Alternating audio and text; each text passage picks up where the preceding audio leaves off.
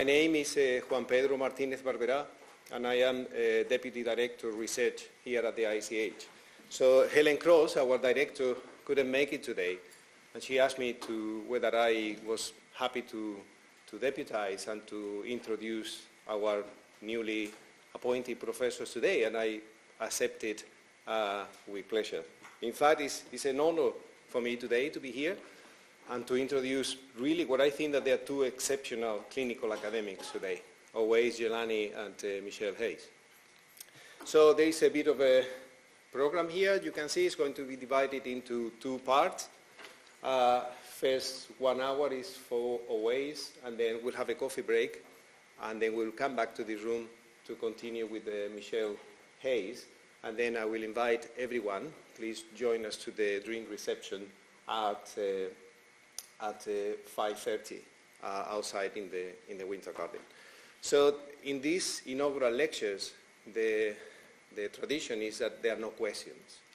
So once the lecture has been delivered, there will be some closing remarks, and I encourage Professor Hayward and Professor Costello to just simply come in here to the podium and deliver those closing remarks.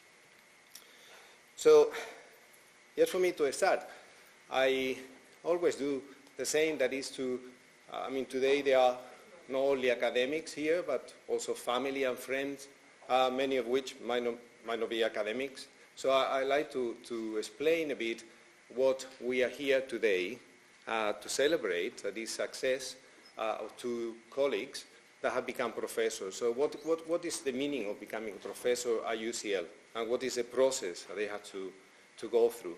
So as you know, professor is the highest position that one can get within the UK universities, and it's a really competitive process. So the process starts here at the ICH, where the candidate's CV is scrutinized because they need to demonstrate excellence in a number of different areas of academic work, and that includes research, education, institutional citizenship. That what it means is to be a good colleague, to do things for others, not necessarily for themselves, and also other areas like public engagement and enterprise. Once that selection has passed, then it goes to Central UCL, where deans will meet and discuss whether those candidates that have been put forward by the Institute deserve to pass to the next stage. And the next stage involves the scrutiny by professors worldwide. So world leaders in the particular area, at least 5 of them, will have to send reports. And with all that information is when eventually the decision is taken whether to approve or not the promotion case. So as you can see, it's a really hard and competitive process. So for those one that might not have been aware, today is a big celebration because it's a big, really achievement in their careers. And as I like a little bit the statistics, I'll say that there was a survey by the Royal Society a few years ago, and they show that actually when you consider all the PhD students that are awarded the PhD, not the one that they start, but the one that finish, only less than 1 in 200 of those will become professors in the UK. So it might be that there are some junior PhD students here. I don't want to be too tough or remove any hope that they have. And actually, I'll say that I have been checking in the YouTube lately, and I saw a very interesting YouTube video by Owase, and he has told me something I will never forget. That is that it might look that becoming professor at UCL is impossible, but actually it's not impossible, it's just simply improbable. So there is a way through, so don't lose that hope. So Owase is a world-renowned pediatric neurosurgeon, inventor, entrepreneur, and philanthropist. He's a very accomplished person, and I was really impressed to read that as actually not only he has got clinical degrees, but also He holds an MPhil in medical law and an MBA. How do you do that, Owase? So Owase was the head of the Department of Neurosurgery at Great Ormond Street Hospital for Children since 2012 to 2018, and is currently the head of the craniofacial service here.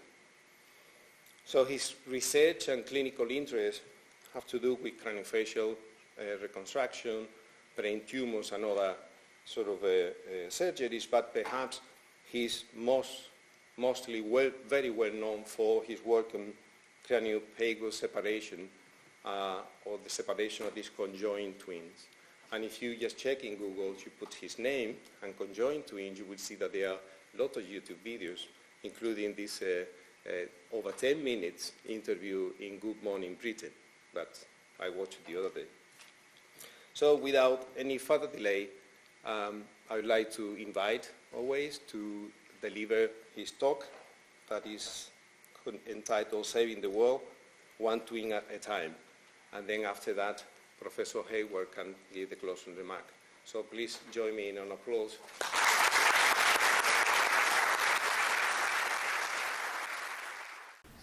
Thank you. For me, life is a story made up of lots of little stories. And what I'd like to do today is just talk through some of these stories and share them with you. Picture the scene. All of us are out in the wide blue ocean on a big ocean liner, on a cruise ship. Everybody's having a great time. The sun's out, everybody's relaxed, and then all of a sudden, a big splosh. A child has fallen into the water. Complete panic, complete chaos. People are running around, lifeboats, we've got to get the baby out, and then somebody just jumps in after this child. A random person dives into the water. A few moments of suspense, and then out comes the baby and the man. He saved the child. Ropes are thrown overboard, they get him on, and everybody applauds.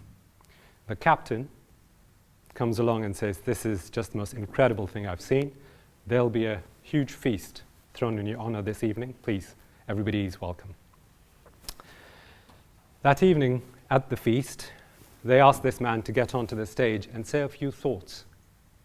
What went through your mind that made you risk your life for the sake of a random child? Why did you do this? The man says, "Okay, yeah, happy to talk." So he gets up on stage and says, "Before I tell you about the thoughts that went through my head, I'd just like to know who pushed me."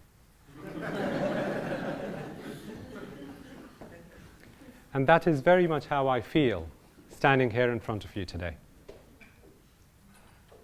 Who pushed me to get to where I am? So what I'll do is I will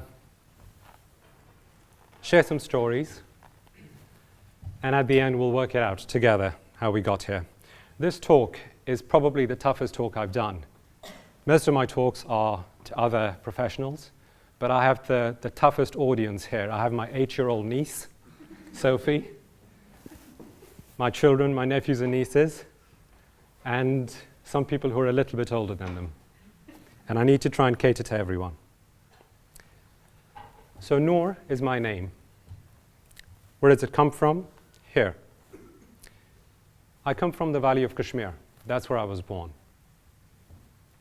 It's up in the Himalayas, tucked away, a little valley, about 200 kilometers long and 50 kilometers wide. And my house is next to that big lake.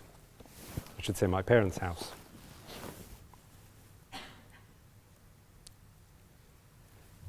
I was there last year and I took some snaps. And this is an amateur taking pictures, and that's what it looks like. You don't need to be a professional, you don't need a camera. Words are not quite enough to describe this place. I would strongly advise, welcome people that can. Please visit. It's a magical, magical place. Where does my story start? Well, you can go as far back as you want, but these are my grandfathers. The one on the left, the tall chap, is my paternal grandfather, and the one on the right, my maternal grandfather. He was a professor of mathematics, and the other one was a professor of history. My paternal grandfather was sent to the UK back in the early 1940s to study. This was when the Raj was still in place. The idea being that when he came back, he would help set up the education system in Kashmir, which he duly did. He retired as the Vice Chancellor of Education of Kashmir. And 50 years on, when I visit Kashmir, people still come up to me and tell me stories that they remember from his time. He passed away quite prematurely. Came back from work one day, he was in his 50s, and that evening he passed away. Wasn't expected. The whole family was a big shock. A year later, that very day, the 5th of August, yours truly, I came on the scene, the eldest grandson. So you can imagine how difficult life was from day one. The expectations that were put on my shoulders to try and fit into his footsteps, this tall man here. Like I said, he was a mathematician, very sharp. My maternal grandfather, professor of history, was a man of principles. So as I see them, I see head and heart. I was truly blessed. I had the perfect set of parents. I know a lot of people say that, but in my case it was true. My father was the blue-eyed boy of the Vice Chancellor and just cruised through life on his irresistible charm, all the way through. My mother was the diligent, studious girl, strong-willed, strong-minded. She wanted to be an engineer at a time where girls didn't go to engineering college. This was not the done thing. She was the first female Muslim engineer to graduate from Kashmir. And in her wake, she supported and prompted a whole generation of women to follow in the footsteps. A trailblazer. What was childhood like? Well, regular, as good as it could be. School, friends, school trips, up in the Himalayan mountains with the glaciers, lots of cousins, siblings, rivers, mountains. This is Kashmir. As idyllic as a childhood could be and should be. You know, we think of parents raising children, and that's certainly the society we live in now. This was a different time. This was where a whole community, a valley, raised the child. When I grew up, I thought I had 4 fathers and 4 mothers, and when I needed anything, I could go to any one of them, and it worked. And then overnight, our world turned upside down. It was 1989, August 14. We were up in the mountains with all my cousins, uncles, and aunts. This was the summer holiday. That's what we did, up in the mountains. And the news came that there was some disturbance in the city. We were like, this is perfect. It means we get to step in the mountains for longer. Another 3 days in the mountains before we got back to the city, and everything had changed. Before we knew it, we understood the meaning of the word curfew. We understood the meaning of the word lockdown. We understood the meaning of the word shoot at sight. We understood the meaning of the word going to bed fully dressed in your shoes. Curfews that at the longest went on for 17 days. 17 days with shoot at sight outside, which basically meant, as it says, you're not allowed to go out. So take a regular household. How much food do you have in your home? Will it last you 17 days? Well, it had to. And this was the life that all of a sudden, the entirety of the valley experienced. Things changed. I must say, as a 15-year-old, it was quite exciting. You know, go to bed with your shoes on. Wow. So my parents, I lived through it for some 8 months, and then my parents decided that that was not a place for a young person. So they shipped me out to England, and I came here when I was 15. Now that I have my own 15-year-old, I can only start to imagine what a difficult decision it must have been for them, how difficult it would have been to send this child away, so far away.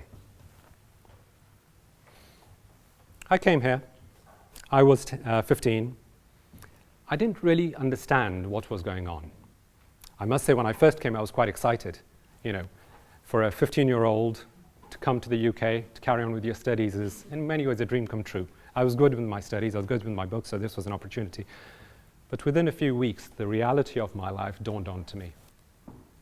My parents, my family, my whole extended family, my friends, everything I knew was far away, with the real prospect that I would never see them again. And that is something that I just had to accept and move on with. So I put my head down, and I was at school, Batley Grammar School, 2 years there. Whenever life has thrown problems, there's always been angels that have come up from different sides, and that's been the theme of my life. In comes the first angel, my friend Nadeem. He's somewhere here. Now, okay, imagine this.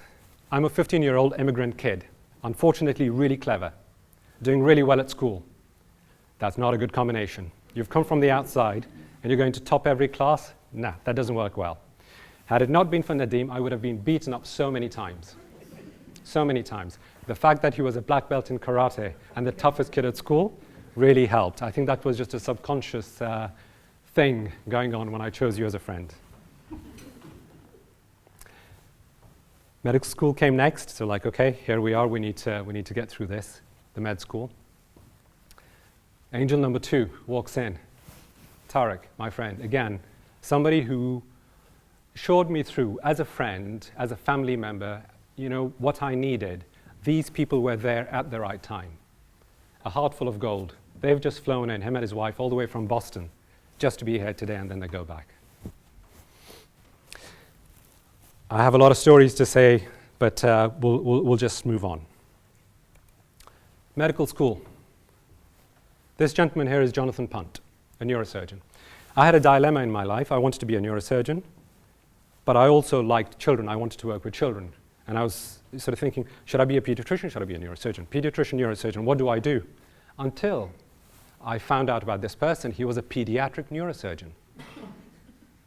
They exist. I had no idea. I had no idea this species existed. Great. So as a first-year medical student, I knocked on the door, Mr. Punt's office. The door opened. He was sat there. And I said, I'm so-and-so, you know, I'd like to become a pediatric neurosurgeon. He just stood there and stared at me, didn't say a word. And my heart was just pounding and pounding. After what seemed like a lifetime, he let out a big laugh and said, nothing wrong with raising your flag early. Come on in. And that's where it started, my first mentor. But it wasn't neurosurgery that he taught me about. He said, why do you want to help people?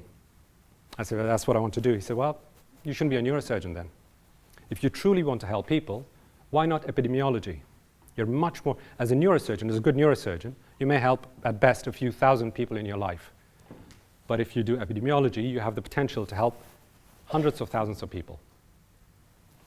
A very relevant question. Why do we become neurosurgeons? So med school finished. It was a slog. I did not enjoy it. There's a lot of rote learning, and it needs to change, but there we are. First year, houseman. We were living in the hospital accommodation, and this person, Tariq, comes into my room again, knock, knock, knock, and he said, oh, look, I've seen this advert in the BMJ. It's a distance learning program in medical law and ethics. They have an introductory weekend. You know, let's go. It's going to be really fun. Like, seriously? We've just finished 5 years of med school. Like, what, you know, and I was about to say that to him, like, you know, when? I looked out of the window. He just bought a brand new Audi. And I've always had a weakness for cars. And I wanted to drive his car. So I said, okay, we'll go up to Glasgow, but we have to share the drive. He said, done. And that's how we ended up in Glasgow at this introductory weekend for medical law and ethics. That was it. I wanted to drive the car. The weekend was really well organized, really well organized. And what they did was they had actors on stage, 3 actors typically, the doctor, the patient, and the third actor did a voiceover of a lawyer or an ethicist. And they went through a number of doctor-patient relationships, consultations. And after a while, the ethicist would pop in and give his thoughts on what had just happened, and the lawyer would do the same.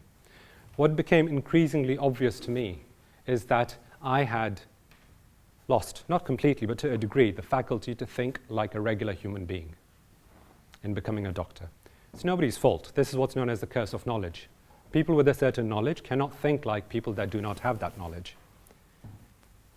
So, I took the course, I finished it. It took me 7 years, but in the process, learned a lot more about our biases. I was still, looking for my purpose in life. I was still quite angry with the world. I was still missing my family. And then in August 2000, I turned up at Great Ormond Street as a junior doctor. Some 3 weeks in, this is still August, this is the entrance. Banksy wasn't there. Banksy wasn't born then, I think. This is the entrance of Great Ormond Street. At 7 in the morning, I saw a mother walk her child in to the hospital.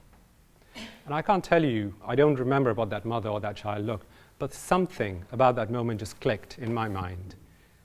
And I said, okay, I don't understand the world. I don't understand how things work, but I've found my place. This is what I want to do. I want to spend the rest of my life here with these families, with these mothers and these children. I'd found my purpose. Fast forward a year, life took another tumble. Okay? This time I had purpose, but what happened was I had been running so fast that I'd run out of energy. My emotional energy was down and I was lost. So I did what a lot of people do when they're lost. I went to business school. And again, the push to go to business school came from Tariq. He's come to think of it, when I was writing this lecture, I'm like, you've been trying to get me out of neurosurgery all this time. I mean, there's a concerted effort here. Business school, I went to INSEAD, which is one of the world's leading business schools, but in my opinion, the best business school in the world, because what we had was students, people from 70 different countries, really dynamic people with phenomenal energy from diverse parts of life. Doctors, consultants, historians, yes, some bankers as well.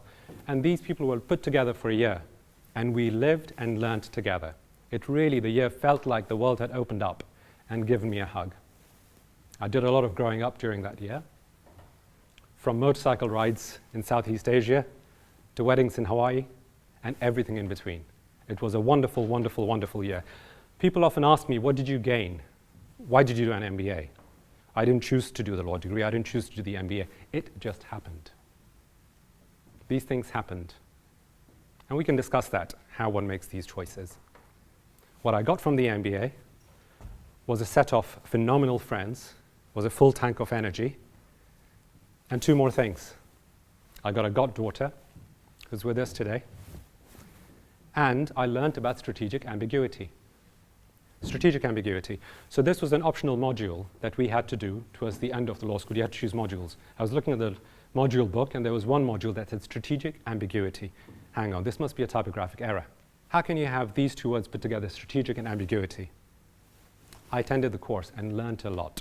In my world, from a world of science and medicine, we ask questions when we want to arrive at an answer. But there's a whole world out there where questions are asked to make the answers less clear. This is done on purpose. That is strategic ambiguity. Okay, enough of me. Let's get to the real stuff. Brain surgery. Let me tell you what brain surgery is all about. This is a healthy young teenager. Oh, teenager's brain. So you go to medical school, and you graduate as a doctor. That's what happens. Okay? Good, well done. And then you say, oh, hang on. I need more. I want to be a surgeon. That's fine. Here's a whole bunch of extra training you need to do. 7 years, 8 years, maybe longer. And then you become a surgeon, right? And if you really are so whatever, you go into brain surgery, and that is how you end up.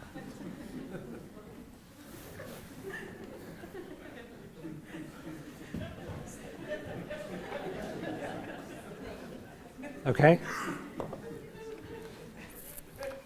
You know what amazes me? After this, all of you come to us and expect us to make rational, unbiased decisions for you. How does that work? This is what we have inside our brains.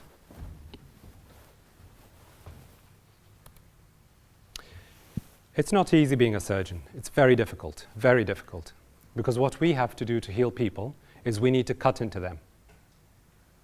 So you really need to believe that you're doing the right thing by that child, by that patient, for you to be able to pick up the scalpel and cut into a child. So you need to hold that belief, yes, I'm doing the right thing. But at the same time, you need to know that you could be wrong. And that juxtaposition of those two things, the balance of that, is incredibly difficult. The belief and the doubt. But you need to have both to be able to do this work properly. What do? Well, we have tools to make a big difference to our patients. And what we'd like to do is make a difference for the better, but that's not what we do always. Sometimes it's a difference for the worse. Sometimes just different. One example. So here's a child with a tumor. I'm not going to show you many surgical slides. With a tumor in the center of the brain. Does this pointer work? What we've done here, okay, if you take this piece of bone away, then you can get to the tumor like that, okay? But there's something else that you could do. You could take a second piece of bone, just there. This is what we call the supraorbital bar. You could take that away, and if you did that, instead of that being your trajectory in, where you have to retract that part of the brain, you simply remove this part of the bone, and you come in with minimal or no retraction. Right. So these are many ways, but these are two ways you could do this surgery. The majority of neurosurgeons around the world will do it the first way. They'll come from here and retract part of the brain to get to the tumor, which is the right thing for them to do, because that is how they've been trained, that is what they've done, that is what they're good at. But if you were to ask the child or the patient, what would they rather have? Retractors to push their brain out of the way, or to take an extra piece of bone that you can then put back? Which one would the child choose? In English, we call it the Maslow's hammer. William Harkness, one of my colleagues, would use this line all the time. A man with a hammer sees everything as a nail. The French are much more direct and have a beautiful way of putting it, quite literally. That is what the French say, professional deformation. So that's what happens when you become a professional. You deform the world to fit your narrative. Which brings me to this. Ultimately, what the human brain is, what all of you are doing all the time, it's a tool of prediction. You're trying to predict your surroundings. You're trying to predict what's going to happen in the next second, minute, day, hour. All of us are constantly trying to do that. It's a tool of prediction. You're running algorithms. Subconsciously and consciously, that's what your brain's doing. The ones that are better at doing the algorithms are people that we call lucky. He got it right, it's just lucky. No, the algorithms are slightly better. Learn to get lucky. I was asked to do a talk. I don't have time to go here, but there is a talk online where I've spoken about this more. You must have thought, no, this is going to be impossible. I mean, the level of the conjoin was so extensive. This was a moment twins Bernardo and Arta Lima met face to face for the very first time, all thanks to the operation experts deemed impossible. Break this word impossible. Only a handful of successful separations have been undertaken in the world, 2 of those in our unit. I believe that impossible is a rather inaccurate word. Things that were considered impossible in the past, we do now, and things that we consider impossible today, a lot of them will be done in the future. I believe that every problem that exists has its solution already out there. What we lack is our ability to see it. Learn to think outside your silo. The emotional input can both distort and empower your decision-making process, and that is what you need to be really clear about. And that's where I refer to the earlier comment I made, sticking to the facts. What are the facts of the case? Why are we here? Why are we doing this? If we look at machine learning, if we look at self-driving cars, we don't teach those cars how to drive. The way they work is they have a decision-making algorithm. they try certain combinations, they come across an error, they change their track and move on. And in this iterative process, they learn how to drive. Surgery is a very, very similar process. But the key element is the feedback has to be fact-based and accurate.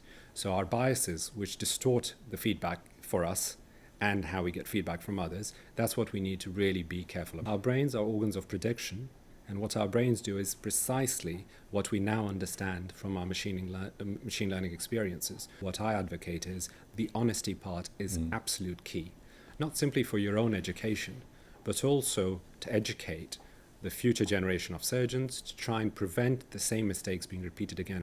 Lying causes brain damage and make our predictions less accurate. To speak the truth is a key element. A general misconception about lies is that it primarily affects other people.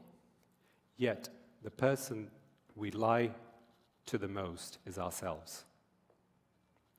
And habituation to lies and biases changes the electrochemical architecture of your brain, and it makes your predictions less accurate.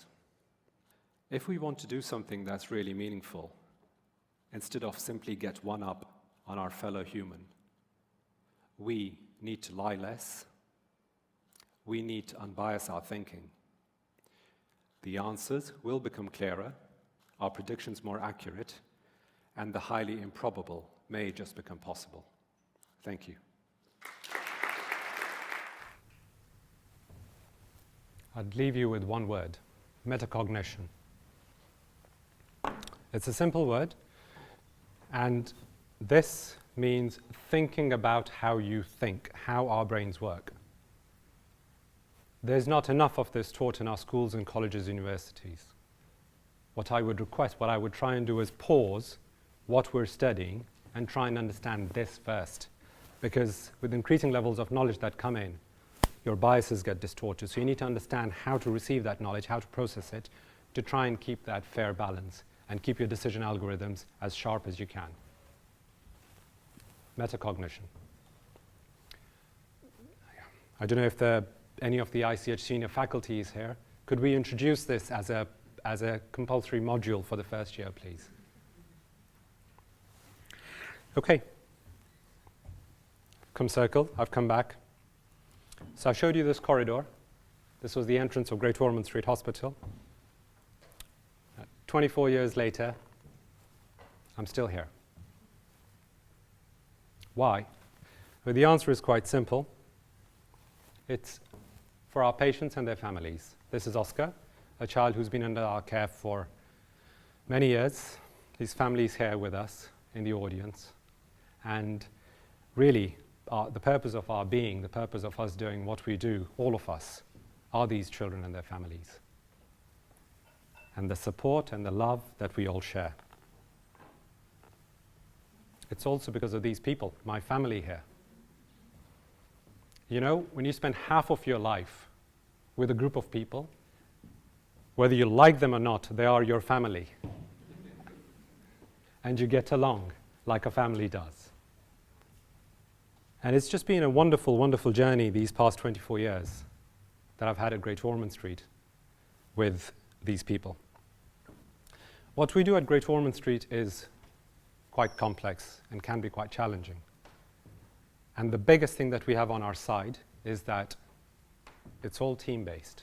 We have teams, we have people that support us, each other, in the mission in helping the children. You're not alone. There's always somebody around to help you. And that's probably the biggest asset we have within our community here. We are truly blessed to be here. When you look at the wider world, you recognize that more and more. A number of my angels are up here. I think all of them are, really. They've all helped me every now and again. Okay. Back in 2012, I was a third-year consultant, quite green, when Martin Elliott, our medical director, who's with us today, called me to his office and said, you know, Owase, we're quite happy, we'd like to make you the head of neurosurgery at Great Ormond Street. And, you know, I mean, flattered for a young consultant. And I sort of looked back and said, head of what, Martin? There were only two of us at that time. The third one was about to retire. We went through we went through a journey of some great people that came through training and hiring. And one of the things that gives me the most joy in my life is to be here among these 7 people. When you hear people from around the world say, you know, gosh, this is the best functioning neurosurgery department in the world, it's a huge sense of pride that I'm a part of this. Most units around the world are typically made around one big name. You know, we have the Spätzlers and so on and so forth of this world. Does anybody know who Spätzler's colleagues are? No, not many. We can truly say that all 6 of my colleagues are world leaders in their own right. And this is the team you need to build. This is sustainable. This will carry on. One person individually doesn't. Build your team. Richard Hayward, my mentor, the person that I've probably learned the most from in my professional life. And, okay, maybe it's just me, but I worry about this, okay? I'm a professor today, great, and I stand here in front of you and I'm telling you a whole bunch of things, but I really do not know how many of those thoughts are thoughts that I've got from him and other people. They're not my thoughts. But the good thing about becoming a professor is now I'm old enough that I've forgotten where I learned those things from. So they're mine, right?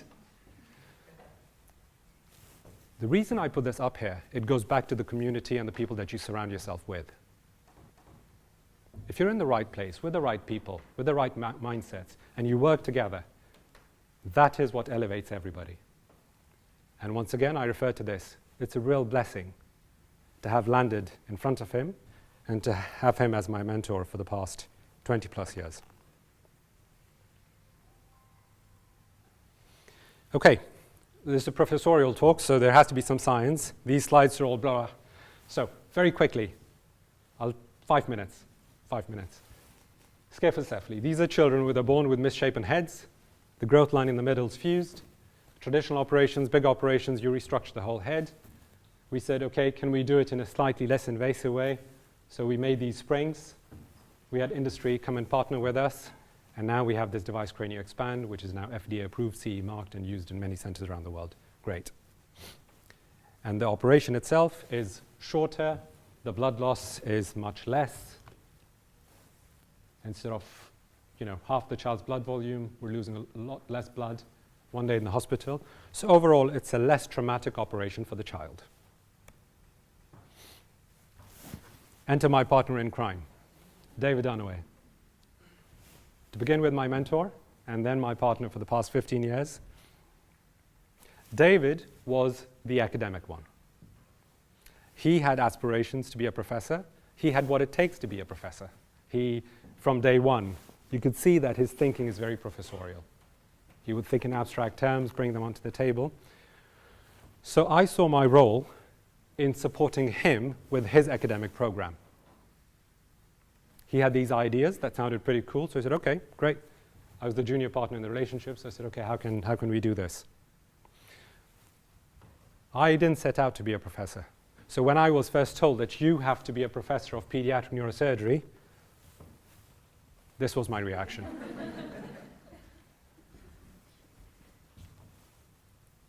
Okay, in came these 2 people, Sylvia and Alessandro, our engineers, who were patient enough, smart enough, kind enough to spend time with our surgeons, to listen to us rambling, and then to try and make sense of our thoughts. And on the back of that, the face value research program was born. 12 years later, over 50 students from many different parts of the world, global collaborations, nearly 200 publications, lots of patents and devices that we've created. It's been an enormously successful translational program. Clinicians, engineers, software specialists.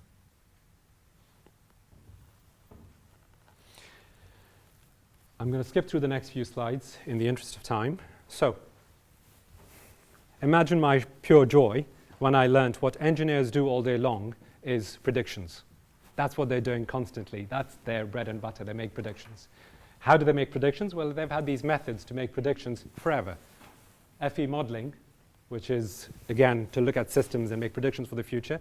This science has been around for hundreds of years. It's really now we have the computational power to do it properly, but the knowledge has been there forever. And statistical methods is what AI is based on, so we don't need to sort of talk about this.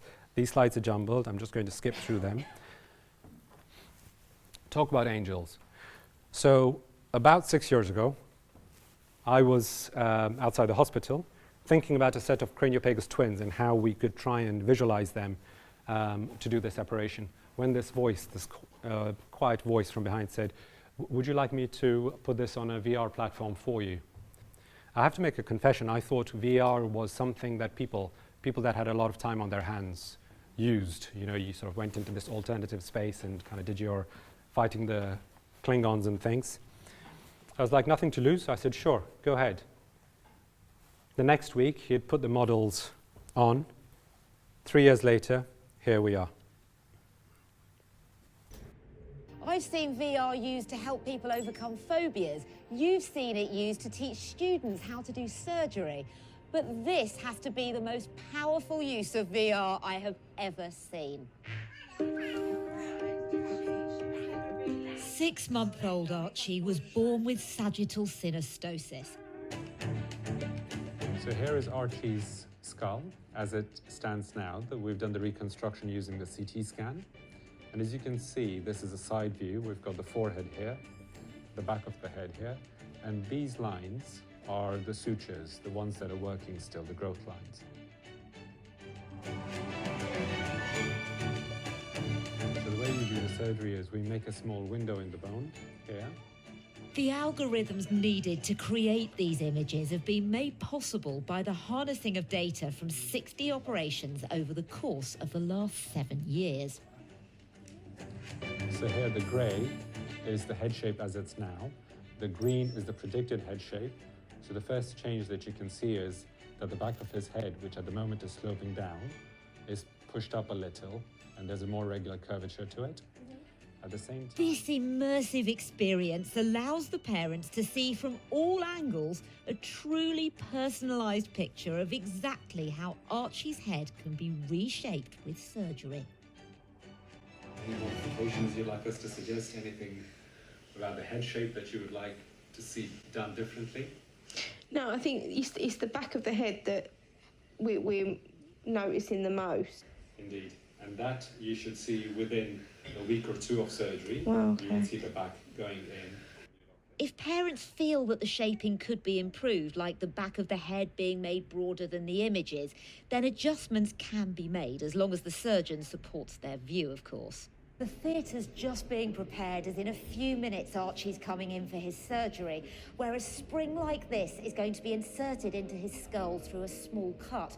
It will immediately expand and start to change the shape of his head, and then continue to do so over the next 4 weeks. At that point, it can be removed. Invented by Dr. Jeelani 13 years ago, this technique has reduced operation time from 3 hours to 40 minutes, cut blood transfusions by 90%, and provides more predictable outcomes. Okay, posterior spring engaged. And it's that predictability that's made the data usable for visualizations with 90% accuracy. What we've shown here is essentially proof of principle, that if you take a condition, an art form, make it granular enough that you can study it and put it on engineering and AI platforms, then you can actually predict the future with a reasonable degree of accuracy. What I would like to see as a surgeon in 10, perhaps 20 years' time, is that most surgical practice is done this way, where the control and the power is very much given to the parents and the patients. Okay, so that was a few years ago. And since then, we've been using machine learning to make the process faster and faster and quicker. Now, all of that work can be done in seconds. We have our students here. Lara's just completed a PhD, congratulations. And we can do this in real time in theatre, predict the outcome before we put the springs in the child. Designing new devices, the springs that we use currently are stainless steel. We're working with memory metals, nitinol, to see if we can get better results. And another project that David and I have started is a small startup, a biotech company, where we're trying to use this 3D modeling work to try and predict the outcome of craniofacial surgery before actually doing the surgery in real life. I think this will be a sea change in terms of getting patients to participate and inform their care. This was a really special day for me last year, 16th of January. This was my Hunterian oration, and my mother was the guest of honor. She's not with us today. And the reason it was a special day is I had my mother and I had my engineers, Sylvia and Alessandra, with me. My daughter was there too. And this is my 2 + 2 = 4 world. These are my 2 + 2 = 4 people. These are the engineers in my life that have kept things sane and added up. So for me, I thought life adds up. And then I met my wife. She's an artist, for those of you who don't know her. And in Billy's world, when you say 2 + 2, not that I say it, but if you said 2 + 2, what you get is a blank stare.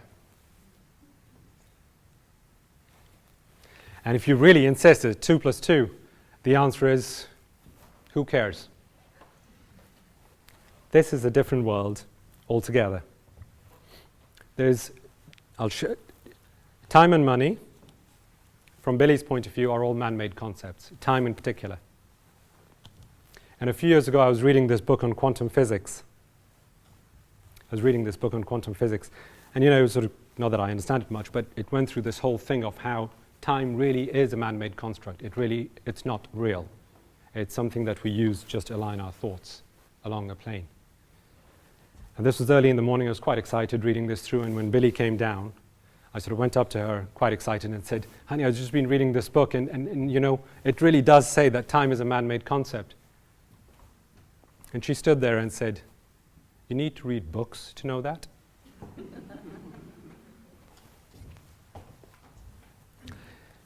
One other. We were discussing something, and I was trying to make my point, and I could see I was losing the argument. I was like, and then at the end I said, look, but this is not scientific, was my line. Billy turned around and said, I'm not scientific, I'm sure. So these are the two worlds I live in, the 2 + 2 = 4, and the 2 + 2 = who cares. This is one of our pieces. This is not the state of affairs at home. This is a saying by a German philosopher, Theodor Adorno. It says, when you look at these pictures, what do you see? Humans, we've clearly become very, very clever over the past few thousand years. But have we become any wiser? Where are we heading? I'd like to, on this, pause and just talk a little bit more. Maybe this is not such a good a picture, so I'll go back to this. Just a few anecdotes from my life, just to put things in perspective. We have 3 kids. We're blessed with 3 children.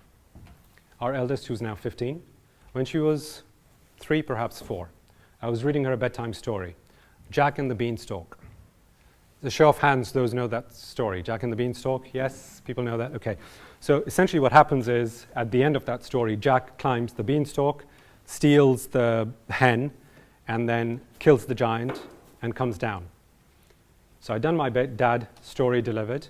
I saw tears in my daughter's eyes. I was like, hang on, I thought I'd done this right. I told you the story. And I was crying. And I said, honey, what happened?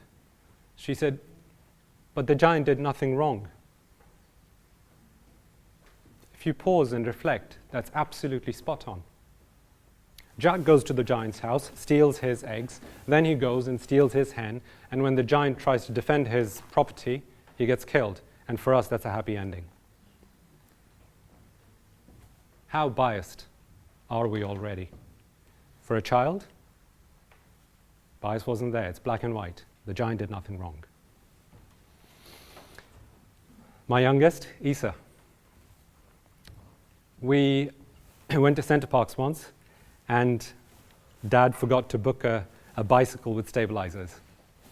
Yeah, I make lots of errors all the time. I don't know about you, but I'm always trying to catch up, always. So we had a bit of a situation on our hands. We went to the store. They had bikes. They didn't have the bike with the stabilizers, so we had one of two options. We don't get a bike, or we get a bike without stabilizers. And I was like, okay, this is not going to work. He doesn't know how to ride, let alone ride without stabilizers. But I took that option. We got him a bike without stabilizers. I was quite apprehensive. He got on the bike, 2 small falls, and he was riding all over Center Parcs. All over Center Parcs. It's not them that need the stabilizers. It is us. Our third child, Zara, is autistic. Better term would be neuroatypical because autism is a rather vague term. I was recently operating in another country. It was an ex-student of mine. I went over and gave him a hand with a case.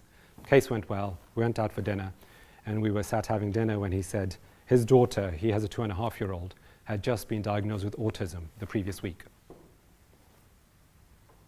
I turned around and said, congratulations. Your life has just become very, very interesting. Hard for sure, but she will take you to places and show you things and perspectives if you're willing to see that a neurotypical existence doesn't show you. There's a whole world out there with these neuroatypical people, but we're not set up to harness that world. We really are not set up. There's a beautiful article in The Economist many years ago that said beautiful minds wasted.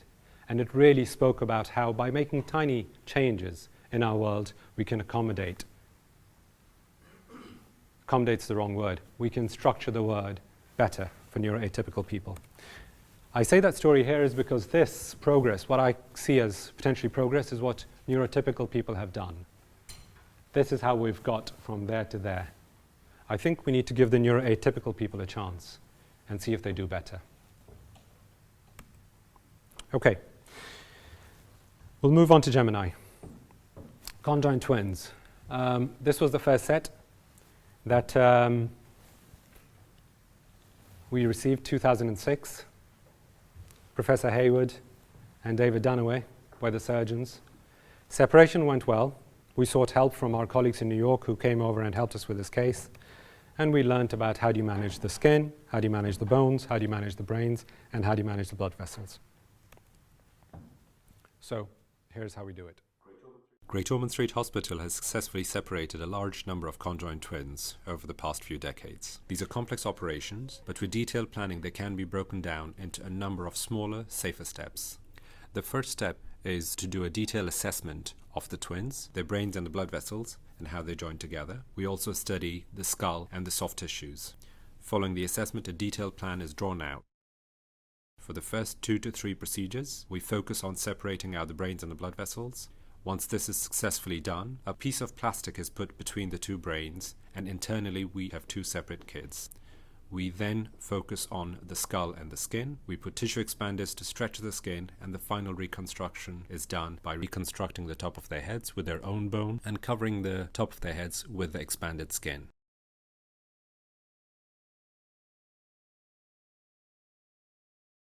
At the end of the final stage, we have 2 separate babies instead of a conjoined pair.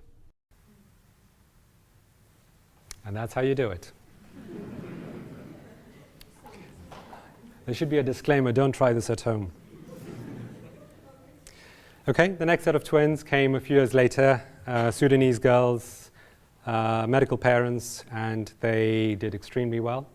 This was my first pair that I played an active role in.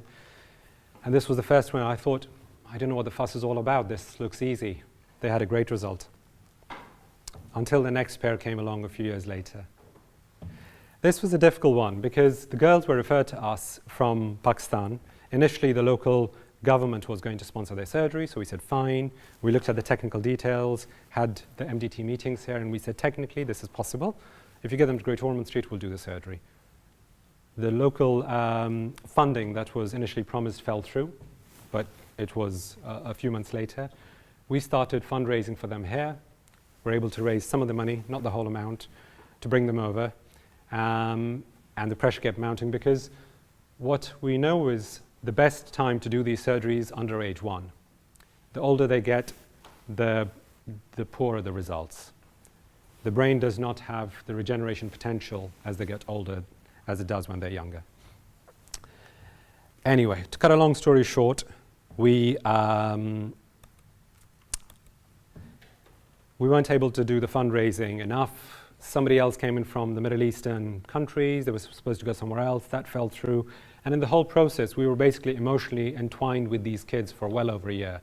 It became very difficult for us, for me, to then a year later say, okay, well, you didn't raise the money and we didn't raise the money, goodbye. It became very personal for me. I spoke to my wife, and I said, we're short of X amount and we can only sponsor this by remortgaging our house. And she looked at me and said, you know, what took you so long? Why didn't you do this a year ago? I was hoping that one of us would be the more rational, reasonable parent. But anyway, so the girls came over. We found the money, and the girls came over. And that's a whole different story. What I did at this point was I reached out to my friends and my mentors, and I said, okay, I need all of you to support me to make this happen. We have these set of girls. We need to raise £1 million, and they have to come to the UK. This has to happen. And between these people, we made it happen. The charity started. There was a lot of media coverage. One of the BBC articles became the 6th most read article for 2019 with, And the rest is just, this is how the media works. Once one story goes, it just goes. It's from the Bible, from the book of Matthew, called the Matthew effect. I don't know if people know. Look that up. This is the Matthew effect. We set the charity up to help one set of twins, but because of how things transpired in the media coverage, it became a global health service. And before we could really recover from the first set, we had referrals coming in from many other countries. This was the next step from Turkey. We actually flew out and saw them there. I had my wife and children with me when we visited these kids. And I remember Billy telling me, she said, you've got to separate these kids. They were so active, and they were just not taking this conjoint thing at all. It's like, pulling each other and throwing each other around. I had some videos, but I had to delete them. They are quite horrific, where you think, these kids are going to hurt themselves. We brought them over. Their separation went well.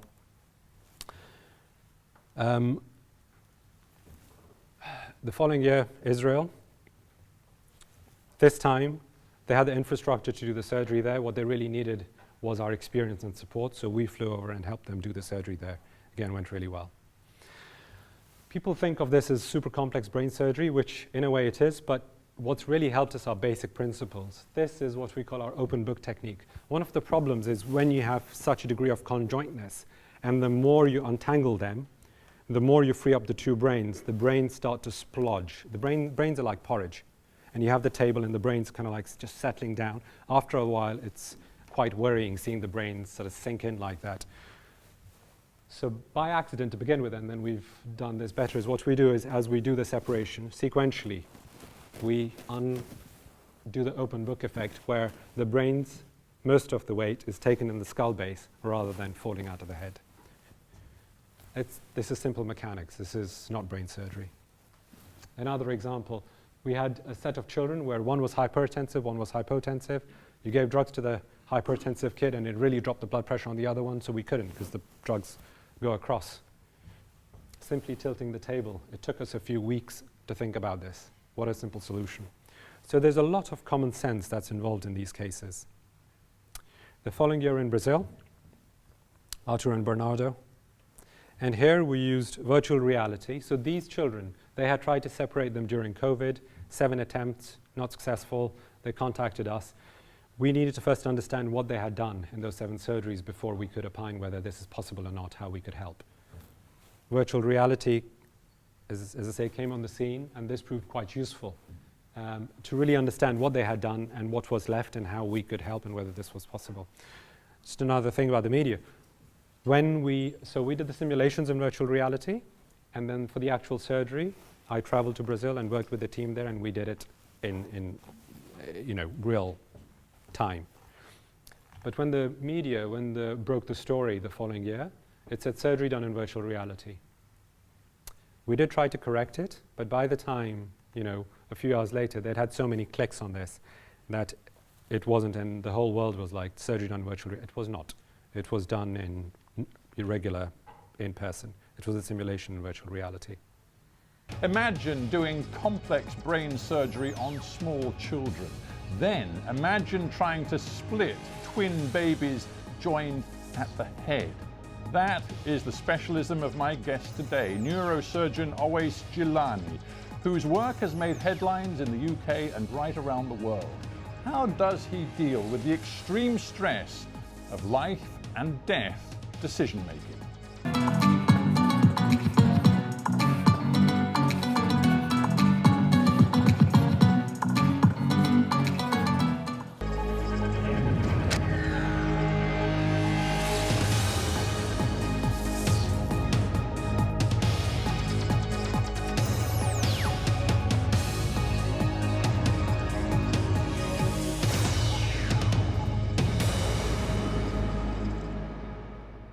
But a new charity called Gemini Untwined, which specialises in surgical separation, is giving parents of conjoined twins the chance to return home with 2 healthy children. The whole concept of the charity was, how do we collate all the learning that we have got in this country in our team, and how do we disseminate and thereby help the kids and the families in other parts of the world? That was the focus of the charity. Which grade are you in now? 3rd, right now I'm going to 4th. MashaAllah. And are you still very, very good at English and maths? Kinda, I was really good at English and Irish. The point is, people often say that these kids are from many different parts of the world, and are they truly our responsibility? My thinking, and I'm sure all of us agree, are, there's a collective responsibility towards these children. And whilst they may not be in the UK, but in the spirit of Christmas, do unto others as you'd like to be done unto you. We do share this responsibility where if we have the skill and the knowledge to help children, be that anywhere in the world, we really have to take ownership and say, okay, kids, all children, anywhere in the world are equally precious, and we need to think and manage them in those terms. What is our role? What is it that we need to be focusing on? And for me, it is fundamentally that we need to think of the global community. All humanity is one. All children are equally precious. Indeed. And the sooner we get to that point, the sooner people, particularly people in positions of power, think of all children being equally precious, we will be in a very different phase. Is this partly an oblique reference to Gaza? It's an oblique reference to pretty much what's happening in the world, absolutely. Yeah. What's happening on either side. I have patients on both sides of the equation, in Israel and Gaza. I've worked with doctors in Israel and Gaza. There are beautiful children, beautiful professionals on both sides, and we're all one family. But the minute we start to other, us and them, and their children not being as precious as ours, that's where the fundamental fault lies. We're all one. Yeah. All children are equally precious. But to change the future lives of these 2 boys, what is that like? Fundamentally, for me, it's quite an easy ask. Humanity, all humans are one. If you look at the numbers, we share 99.9% of our DNA is identical, which essentially means that for every 24 hours of dialogue, we should be talking about our similarities for 23 hours, 59 minutes, and 56 seconds, and the differences for 4 seconds only. So the following year, we were back in Rio.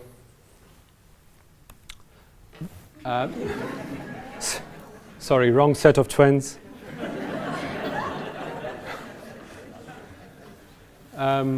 This was what landed in our hand when we got to Rio. Let me blow this up for you.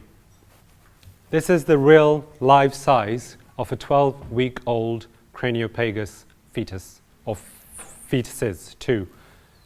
And when I traveled to Rio to see the previous pair, that week this had arrived. They were born slightly early, Hector and Augusto. Hector was born with a monoventricle and quite poor kidneys. We had to do an emergency separation soon after birth. The kids weighed 1.9 and 2.3 kilograms at the time of separation. And there was no chance that the one with the monoventricle was going to survive. He was being kept alive by his twin. In fact, he kept on crashing and taking the twin down with him for the days leading up to the surgery. And it was touch and go. This was the first time we actually lost a child on the table. And, you know, even though we were expecting this, it was emotionally quite difficult. A year later, just last month, Augusto and his parents and the team from Brazil came to visit us. We went to the chapel at Great Ormond Street and lit a candle for Hector, his twin. This is the painting that I have in front of me in my study. This is the painting, one of the paintings that my wife has done. Over the past 8 years, pretty much all she's heard her husband talk about is conjoined twins and look at these scans and these models, 3D models. So this is what an artist does. She takes all of that information in and puts this out there. I keep looking at this and thinking, this is telling me something. There must be a better way of doing this surgery, except that I just can't see it. It's something in there, the vessels, one head, another head. You ask Billy, and she says, it's there, just look at it.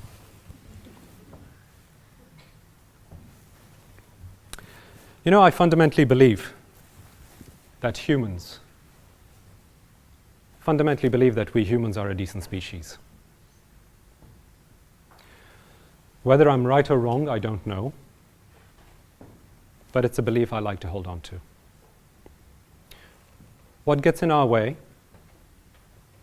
are our biases, our lies, our ambiguity, our self-deception. We need to do better at addressing those. What can we do?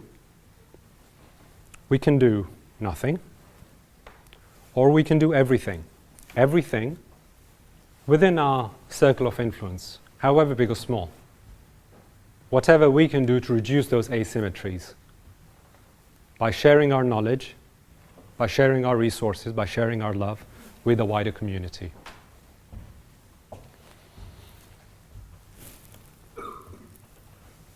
I've been talking about predictions, and my nickname at home is Predictions throughout the talk, but predictions is only half of the story. When you make a prediction, just by virtue of the fact that you've made that prediction, you increase the probability of that prediction coming true, just by making the prediction. That's projections. So, let's make that projection together. Let's all project that all children, all across the world, all children are equally precious, and we must treat them as such. While sitting here, don't have to do anything else. Let's just project that. Let's all believe that in as well as we can.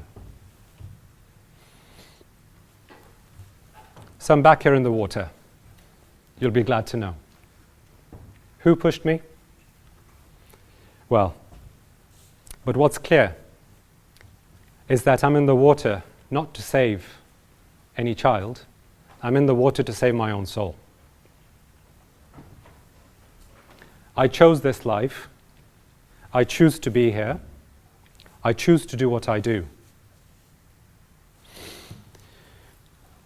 I'm blessed that I have the opportunity of being here amongst all of you in this environment where I get to do the work that I do. I choose this life because I want to wake up in the morning and I want to be proud to be a human. Thank you.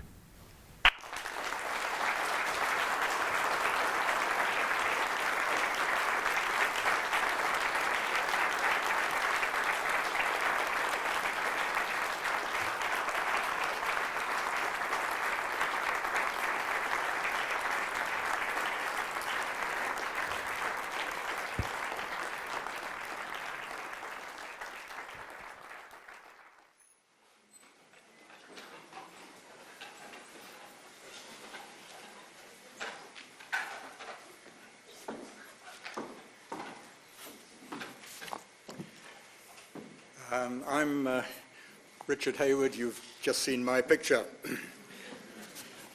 I would like to thank Owase very much indeed for this inspiring, heartwarming, informative, and particularly in this situation, entertaining inaugural lecture. It was a fitting tribute to everything that you have brought to the Department of Pediatric Neurosurgery here at Great Ormond Street, and for that I congratulate you again on your academic appointment. The career that you have outlined so well has provided a dramatic example of how much in these days of severe constriction of medical education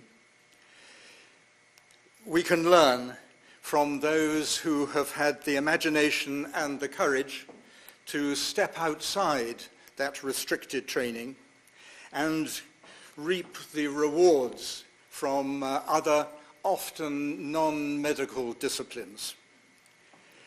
Rewards the benefit of which your talk has very amply demonstrated. I'll say something very briefly about the craniopagus twins, because it may well be asked, why on earth should we spend all this time and money on such an incredibly rare and obscure entity? But I would say that we have learnt a lot, and in particular what we've learnt, and Owase has been a driver of this, is how to tackle something that for all of us was a complete sort of unknown. We could find a way of producing a satisfactory result by taking simple steps that we were well used to taking and putting them together in order to deal with something that on the surface was so much more complex. To misquote Eric Morecambe, it was a question of taking the right notes and putting them together in the right order. Enough of this technical stuff. I would like to end by paying tribute personally to the support and friendship that I have enjoyed from Owase, both before, during, and after my several retirements. I think we will all agree, from what we have heard today, that the future of pediatric neurosurgery is in safe hands when it can boast Owase Jeelani amongst its luminaries. Thank you.